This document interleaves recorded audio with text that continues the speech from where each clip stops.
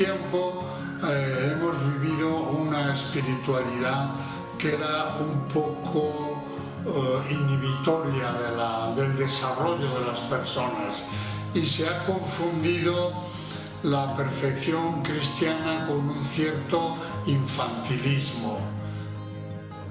En estos momentos, la relación entre el seguimiento de Cristo y la maduración personal, es decir, la relación entre la gracia de Dios y el crecimiento de la propia humanidad, yo creo que tanto teóricamente como prácticamente está resuelto. Ese problema ya no es un problema acuciante en la vida de la Iglesia.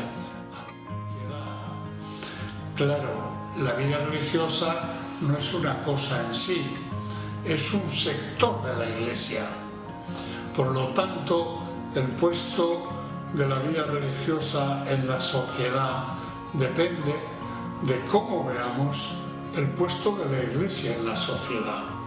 La Iglesia en la sociedad ha hecho de todo, porque bueno, pues hasta el servicio de bomberos ha nacido de un convento de franciscanos en París. O sea que la Iglesia, por su voluntad de servir, de ayudar, de atender a las necesidades de los hombres en el nombre de Dios, pues ha hecho de todo lo que hacía falta, ¿no? El puesto de la Iglesia en nuestra sociedad es el mantener viva la memoria de Jesucristo. ¿Qué significa mantener viva la memoria de Dios? Dios creador, Dios Padre, Dios providente. Segundo, mantener viva la esperanza de la vida eterna, porque si hay Dios, hay esperanza de vida eterna. Si no hay Dios, no hay vida eterna. Nos morimos y nos engulle la tierra. Y como consecuencia de estas dos afirmaciones básicas, fomentar la igualdad y la fraternidad entre los hombres. Porque hay un Dios que es el Padre de todos, todos somos hermanos. Porque todos estamos llamados a la vida eterna, todos tenemos una dignidad y una grandeza. Tenemos que vivir en la confianza, en el amor, en la colaboración, sin rivalidades, sin odios, sin violencias. Yo creo que esas son las tres dimensiones, digamos, de la memoria de Jesús que la Iglesia tiene que mantener vivamente y activamente en el seno de nuestra sociedad, para que esta sociedad no se cierre sobre sí misma, sino que mantenga abierta su referencia a Dios, su esperanza de la vida eterna y esta llamada permanente al amor, a la fraternidad, a la reconciliación permanente. La vida religiosa, como seguimiento más estricto de Jesús, digamos que su papel es fortalecer el testimonio de la Iglesia en la memoria de Jesús y consecuentemente fortalecer el testimonio de la Iglesia que damos entre todos los cristianos de la presencia de Dios. Los religiosos que viven pendientes de la providencia de Dios están demostrando que Dios existe y cuida de nosotros. Mantener viva la esperanza de la vida eterna. Los monjes que se retiran del mundo y pasan la vida rezando y esperando la vida eterna, nos ayudan a todos a esperar y a tener viva la esperanza y el deseo de la eternidad, y luego mantener también o activar esa llamada a la fraternidad, el servicio a los pobres, a los emigrantes, a los enfermos, a los moribundos, a los ancianos. Ahí se ve, digamos, al descubierto la vocación de la Iglesia para favorecer y servir la reconciliación y la fraternidad entre los hombres. De manera que la vida religiosa no tiene una misión distinta de la Iglesia, sino que tiene la misión de subrayar y de fortalecer el testimonio y el servicio de la Iglesia a los hombres y a la humanidad entera. después del concilio, en virtud de ese realce que el concilio ha hecho de la vocación de los laicos y del compromiso secular de los laicos, la vida religiosa había sufrido como un cierto deterioro. Se quedaba un poquito en segunda fila y ahora este año ha servido para equilibrar las cosas y hacernos ver que efectivamente la vocación general de la Iglesia y la vocación general de los cristianos es también, con un especial subrayado, la vocación de los religiosos y de las religiosas. Un doble fenómeno.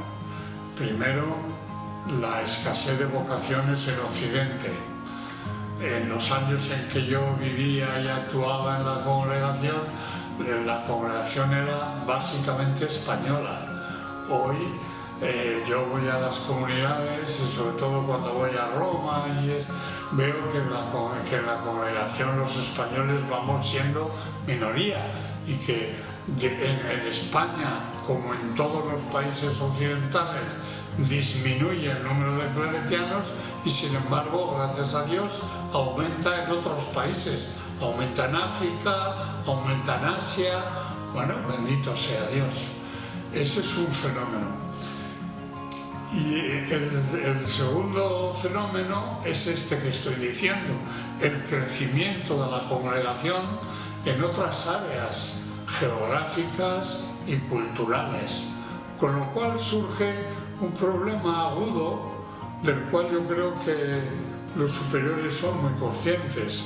En este momento en que hay como una cierta emigración cultural o expansión cultural y demográfica de la congregación, hay que ocuparse intensamente de garantizar la identidad del espíritu de la congregación. Esa es una de las obligaciones que tenemos los veteranos, digamos, en la congregación: formular y transmitir con claridad y con entusiasmo, digamos, los elementos básicos del carisma claretiano. Tenemos los elementos básicos del carisma común de la vida religiosa, que es el seguimiento de Cristo.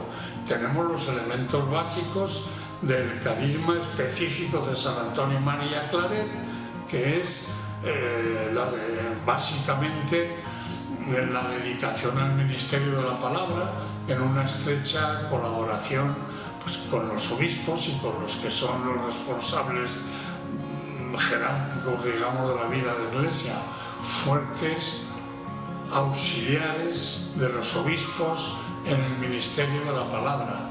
Y el ministerio de la palabra pues lleva también consigo el ministerio urgente de la caridad, de la atención a los pobres, de la práctica de esa palabra. Ahora, el ministerio de la palabra puede hacerse de muchas formas.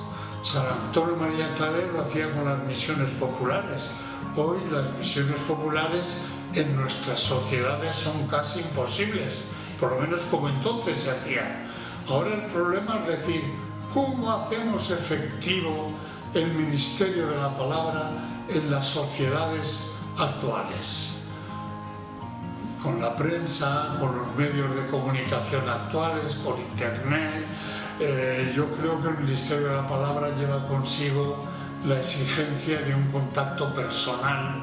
Yo creo que tenemos que ir a la formación de pequeños grupos con los cuales podamos profundizar el conocimiento de las Escrituras, la formación en la fe, la formación en la militancia.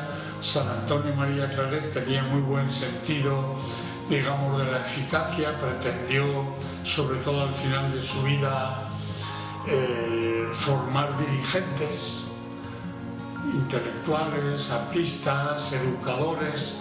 Yo creo que por ahí tendría que ir el futuro de la congregación, el estudio de la palabra de Dios y el anuncio de la palabra de Dios, buscando la manera de hacerlo de una manera efectiva con la gente de ahora, en el contexto de la vida real y con responsabilidad de la sociedad y de la cultura.